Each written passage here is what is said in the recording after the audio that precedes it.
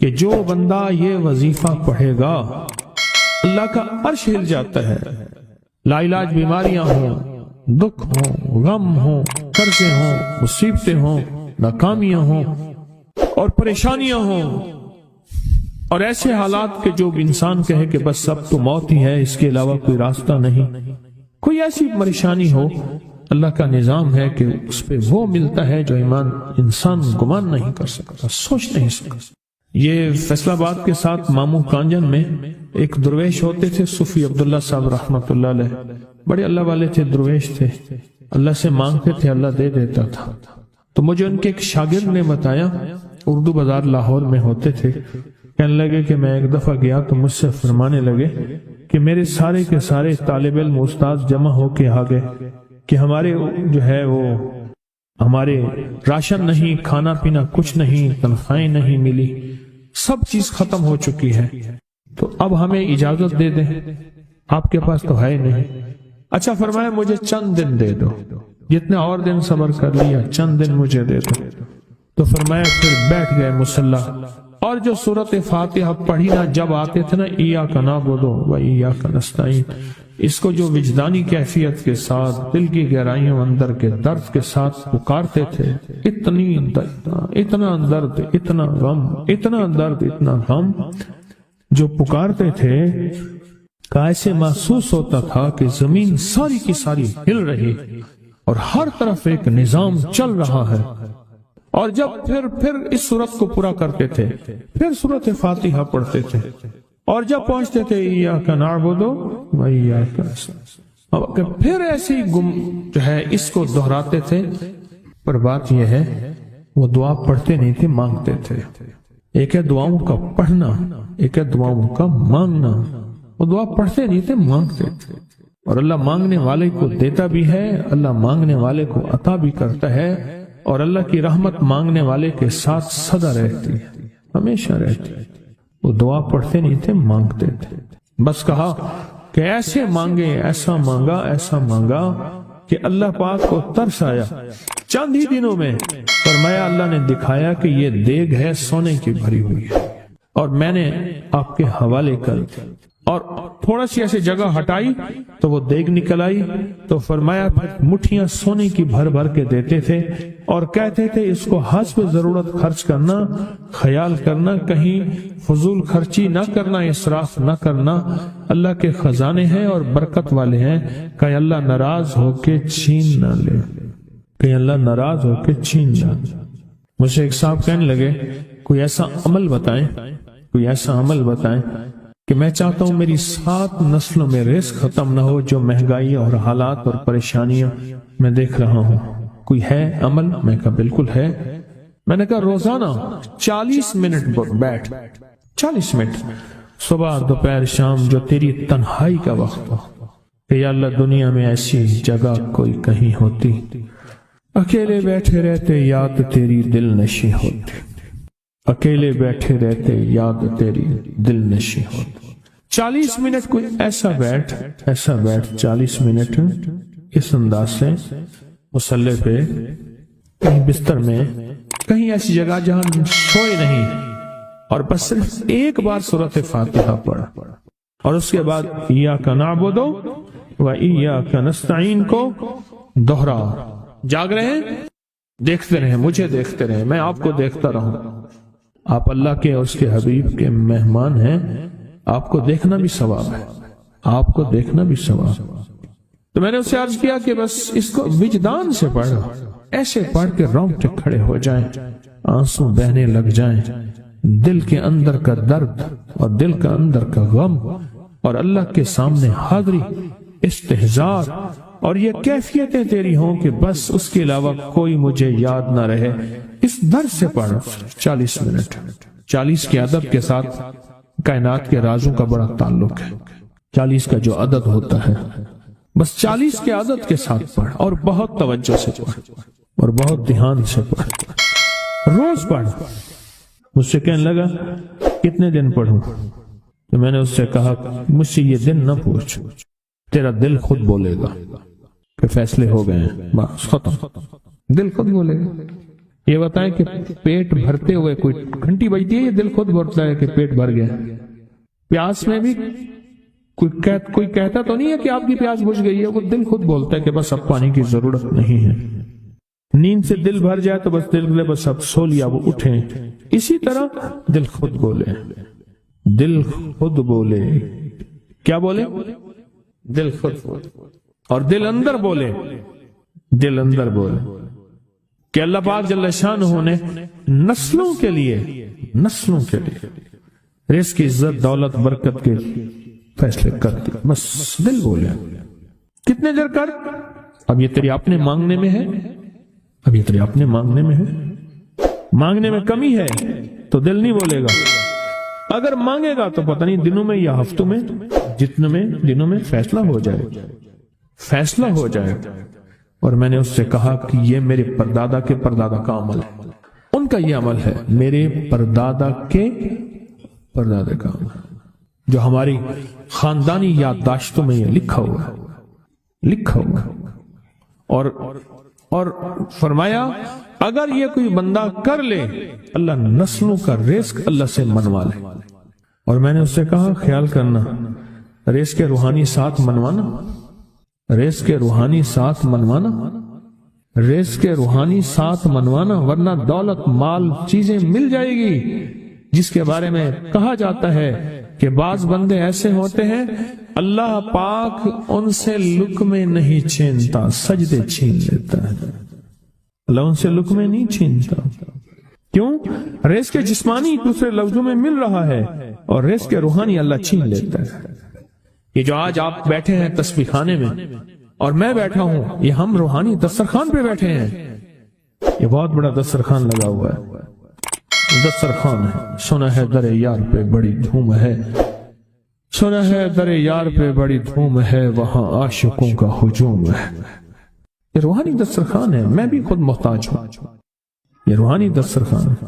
تو میں نے اس سے عرض کیا کہ ایک دسترخوان نہیں مانگنا، دونوں مانگنا، رزق روحانی بھی، رزق جسمانی تو اس کو بھی ملتا ہے جس کو کلمہ نصیب نہیں ہوا، رزق جسمانی تو اس کو ہی ملتا ہے جس کو کملی والی کی غلامی نصیب نہیں ہوئی، رزق جسمانی تو اس کو ہی ملتا ہے جس کے ماتھے پہ شقاوت لکھی ہے، رزق جسمانی تو اس کو ملتا ہے جو اللہ کا نافرمان ہے، رزق جسمانی تو اس کو ملتا ہے جو اللہ کے وجود کا انکار کرتا ہے، رزق جسمانی تو اس کو ہی ملتا ہے جو آخرت اور قبر کا انکار کرتا ہے، رزق جسمانی تو اس کو ملتا ہے جو جنات اور برزخ کا انکار کرتا ہے، رزق جسمانی تو اس کو ملتا ہے جو خود کملی والی کی نبوت کا انکار کرتا ہے، وہ تو بے بہا لوگ ہیں، ان کو ملتا ہے۔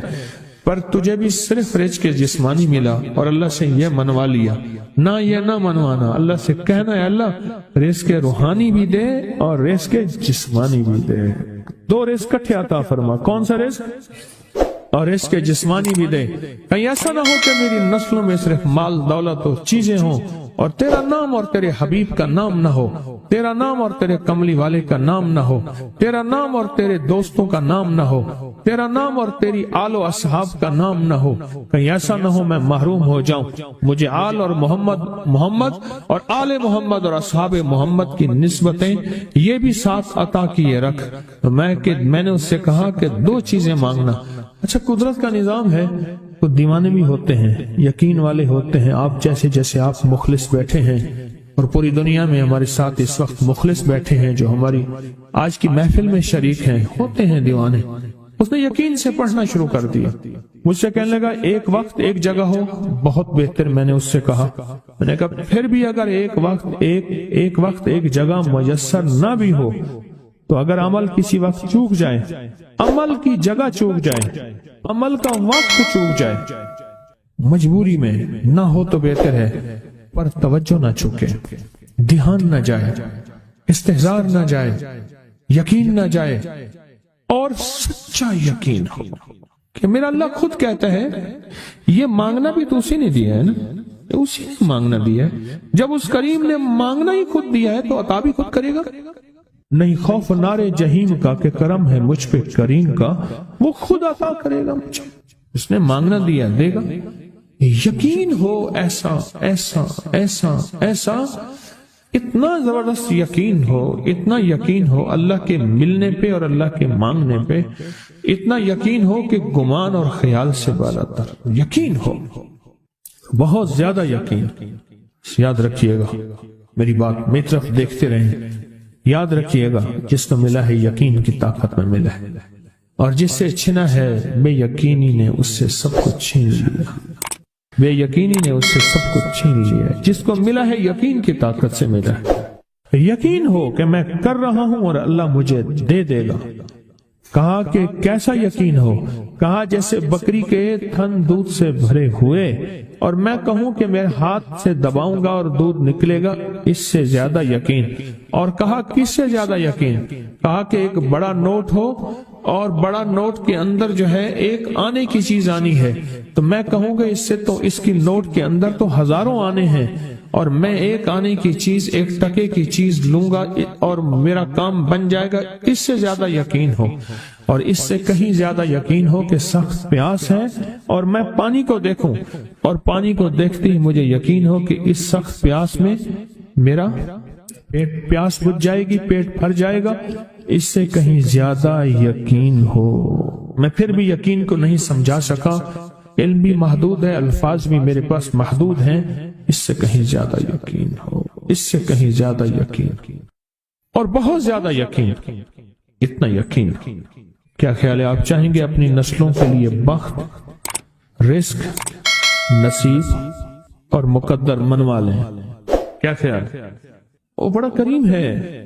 میں نے ابھی نہیں بتایا کہ قرآن کا واقعہ سنایا، حضرت موسیٰ اور خضر علیہ السلام کا قرآن کا واقعہ سنایا کہ ان کی 7 نسلوں کا جو ابا تھا نا، وہ 7 نسلوں میں پہلے والا ابا، دادے کے دادے کے دادے کا دادا، وہ نیک تھا، وہ دعائیں مانگتا تھا، وہ اللہ کے ساتھ تعلق میں تھا، اس کا تقویٰ تھا، وہ اس کی نیکی کا اثر، اس کی نیکی کا اثر، اس کی نیکی کا اثر نسلوں میں منتقل ہوا، نسلوں میں منتقل ہوا۔ پڑھ لیں، مانگ لیں، اللہ سے کر دیں کہ اللہ میرے لیے اور میری نسلوں کے لیے رزق روحانی اور رزق جسمانی کے فیصلے کر دیں، رزق روحانی اور رزق جسمانی کے فیصلے کر دیں۔ شاہ عبد الرحیم تھے شاہ ولی اللہ رحمت اللہ علیہ کے والد محترم۔ انہوں نے شاہ ولی اللہ سے کہا بیٹا میں تجھے روحانی مشقیں کرا رہا ہوں، ایک مشق ایک بھی کر لے، اپنے لیے اور اپنی نسلوں کے لیے اللہ سے رزق منوا لے، اللہ سے رزق منوا لے۔ تو پوچھا کہ حضرت میں رزق کیسے منواؤں؟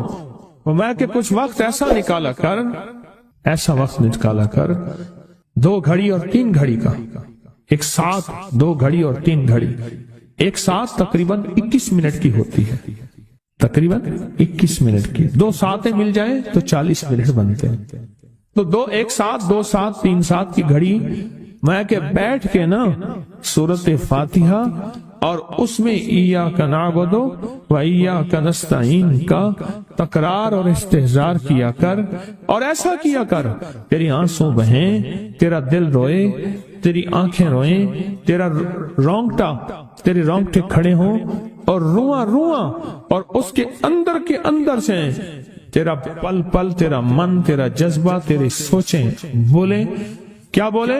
ایاک نعبد و ایاک نستعین۔ ایک میلہ تھا اللہ کے نیک بندوں کا، تو اس میں 70 اولیاء جمع ہوئے، 70 اولیاء جمع ہوئے۔ ہر اللہ کے ولی نے کہا کہ آپ کوئی ایسا وظیفہ بتائیں، ایسی تصویر بتائیں، ایسا ذکر بتائیں جو اللہ کے عرش کو ہلائے اور جو اللہ کی ذات کو متوجہ کر دے، جو اللہ کے تعلق کو نصیب کر دے، کوئی ایسا ذکر، کوئی ایسی تصویر بتائیں۔ فرمایا سب نے بتایا کہ سورۃ فاتحہ ہے، اور اب سب سے پوچھا سورۃ فاتحہ میں کوئی ایسا جوش بتائیں جو سورۃ فاتحہ کا دل ہو۔ سورۃ یاسین قرآن کا دل، لیکن سورۃ یاسین کا دل سلام قولا من رب الرحیم۔ ہر سورت کے اندر اللہ پاک نے کچھ نعمتیں، کچھ نقطے رکھے ہیں تو فرمایا سورت فاتحہ کا دل. تو میلے میں جتنے بھی اولیاء 70 بیٹھے تھے سب نے کہا کہ اگر سورت فاتحہ کا دل پانا ہے تو وہ صرف کیا ہے؟ ایاک نعبد و ایاک نستعین. اس کا مفہوم عام سادہ سے یہ ہے کہ مولا غلامی تیری در کسی اور کا. جب غلام تیرے ہیں، منگتے تیرے ہیں، بھکاری تیرے ہیں، محتاج تیرے ہیں، پھر در بھی تیرا ہے، پھر در بھی تیرا ہے، اور کسی کا در مولا نہیں ہے، پھر در بھی تیرا ہے. تیرے در کے ہم محتاج، تیرے بر کے ہم غلام. تو میں نے اس سے کہا کہ یہ وظیفہ کر، سارا دن پڑھی ایاک نعبد، اور کام بھی کرتا رہے، وضو بے وضو چلتا بھی رہے، یہ پڑھتا بھی رہے، پڑھتا بھی رہے، پڑھتا بھی رہے. چند دن چند ہفتے یہ عمل کر، اور رات سوتے ہوئے سورت فاتحہ پوری کر 40ویں، اور پھر درود پاک پڑھتے پڑھتے سو جا. 70 اولیاء نے فرمایا کہ جو بندہ یہ وظیفہ پڑھے گا اللہ کا عرش ہل جاتا ہے، اور فرشتوں میں کوہرام مچ جاتا ہے، اور فرشتوں میں اللہ کے بارگاہ میں فریادیں ہوتی ہیں کہ یا اللہ یہ بندہ ہے اور اس نے یہ عمل کیا ہے، یہ وظیفہ کیا ہے، اور ابھی تک اس کی دعا قبول نہیں ہوئی، یہ مانگا ہے ابھی تک دعا قبول نہیں ہوئی. فرشتوں میں یہ کوہرام مچ جاتا ہے. ایک اللہ کے دوست تھے، سوتے سوتے ایک دم اٹھ بیٹھے. اٹھنے کے بعد وجدانی کیفیت کے ساتھ جو ہے یہ وظیفہ پڑھنے لگے. تو کسی نے پوچھا کہ حضرت کیا ہوا؟ فرمایا میں نے دیکھا کہ اللہ کے عرش کے نیچے جنتی ہیں اور وہ ٹہل رہے ہیں، اور سب کی زبان پہ یہی وظیفہ ہے، ایاک نعبد و ایاک نستعین. سب کی زبان پہ یہی وظیفہ ہے اور سب یہی پڑھ رہے ہیں. میری ایک درخواست ہے سورت اخلاص 2 تسبیح زندگی کا معمول بنا لیں، اس کو تو کبھی نہ چھوڑیں. کیا خیال ہے؟ 2 تسبیح زندگی کا معمول بنا لیں، اس کو کبھی نہ چھوڑیں. اس کا فائدہ کیا ہوگا؟ اس کے انوکھا فائدہ ہوگا. اللہ پاک نا نور کی برکت سے، اعمال کی برکت سے نسلوں میں نور اور خیر عطا فرماتے ہیں. پھر نسلوں میں وہ نور چلتا ہے، نسلوں میں وہ برکتیں چلتی ہیں. بعض اوقات دوسری نسل میں، بعض اوقات تیسری نسل میں، اور بعض اوقات اسی نسل میں. عرض کر رہا تھا کہ اپنی زندگی میں اس نور کی روشنی کو ساتھ لے کر چلے. 2 تسبیح سورت اخلاص کی تو زندگی میں نہ چھوڑیں. سفر میں جا رہے، حضر میں جا رہے، صحیح جا رہے، پیدل چلتے پڑھ لیں، گاڑی چلاتے پڑھ لیں، گاڑی میں بیٹھے پڑھ لیں، کہیں دفتر میں بیٹھ کے پڑھ لیں، مجبوراً وضو نہیں تو بھی پڑھ لیں، پر چھوڑے نہیں. کیوں؟ آپ کی زندگی میں اس کا نور نسلوں میں منتقل ہوگا، اور اس کا نور نسلوں میں جائے گا، اور نسلوں میں رزق، دولت، عزت کے اللہ دروازے کھول کے دکھائے گا. ایسا نور ملے گا آپ سوچ نہیں سکتے. ایسا نور ملے گا. کون سا مسلمان ہے جو کہتا ہے مجھے سورت قل ہو اللہ، سورت اخلاص نہیں آتی؟ ہر بندے کو آتی ہے. اگر کوئی کمزور علم رکھنے والا ہے تو تھوڑی سی محنت کرے، یاد کرے تو اس کو یاد ہو سکتا ہے. ایک میں آپ کو عجیب بات بتاؤں.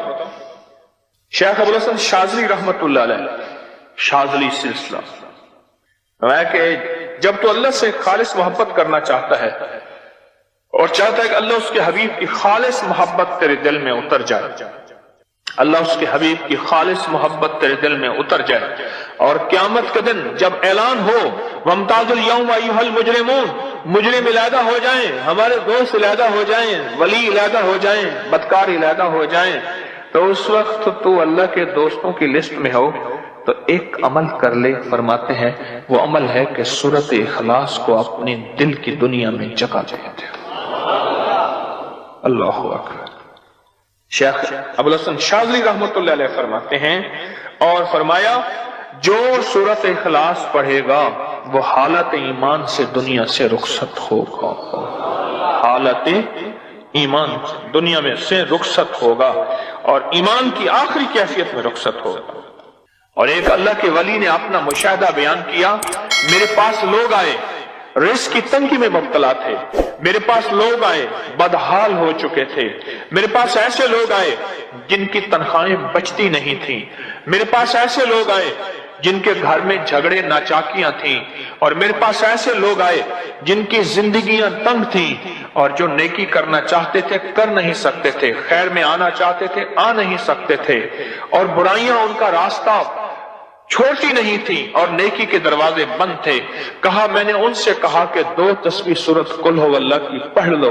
जब से उन्होंने पढ़ना शुरू किया, सूरत कुल हु वल्लाह उनका जामिन बन गया, और सूरत इखलास उनका सहारा बन गई, और सूरत इखलास उनका साथी बन गई, और सूरत इखलास उनका मुहाफिज बन गई, और सूरत इखलास उनका मुआविन बन गई, और सूरत इखलास उनको जिंदगी में लेकर चलने वाली रोशनी बन गई, और उनसे सारे अंधेरे छुट गए और सारी जुल्मतें छुट गईं, और खैरें और बरकतें उनकी चौखटों, उनके दरों को मालामाल कर दी। अल्लाह के वली अपना मुशाहदा, अपना तजर्बा बताते हैं कि जिसने 200 दफा सूरत इखलास पढ़ी, अल्लाह पाक उसको हमेशा खैरों से नवाजेंगे।